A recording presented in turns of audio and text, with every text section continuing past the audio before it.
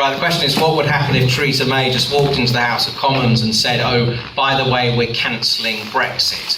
And how long would she survive? Who would be the government? What would be the consequences? Well, that's a pretty apocalyptic vision that you never know what would happen in politics, and the last couple of years has shown us that. But I really cannot see that happening. Were she to do that, I think she would be prevailed upon by Conservative MPs to resign almost immediately, as she'd be completely ripping up everything that she stood on in the 2017 general election, and a large majority of Tory MPs now being committed to Brexit. So I think we would get a new Prime Minister in those circumstances that you described so dramatically.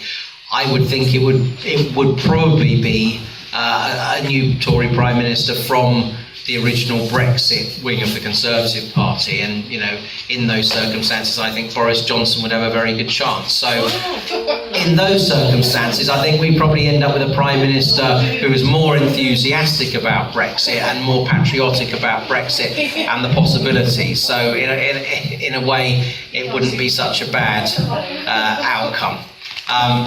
Anything else to say on that? I'll just add, well, thankfully, despite the huge amount of powers that we've given away to the EU over the last 40 plus years, thankfully, the days when the Prime Minister could walk into the Houses of Parliament and say, I'm cancelling something, and long gone. It doesn't actually work like that. So technically, she wouldn't be able to do it. So that's the good news. The bad news is, it does seem to me that the Conservative Party seems intent on practically committing suicide at the moment. I don't think the Conservative Party understands just how unpopular it is among certain sections of society. I think the main failure the Conservative Party has always had is its arrogance, and I think it's behaving in a way that's pretty arrogant at the moment. The vast majority of Conservative Party members want to leave the European Union. Luckily now, the majority of Conservative MPs want to leave the European Union, and it's the people like Ken Clarke and Anna Soubry who are increasingly looking like the lunatics on the fringe of the Conservative Party. So that's the good news.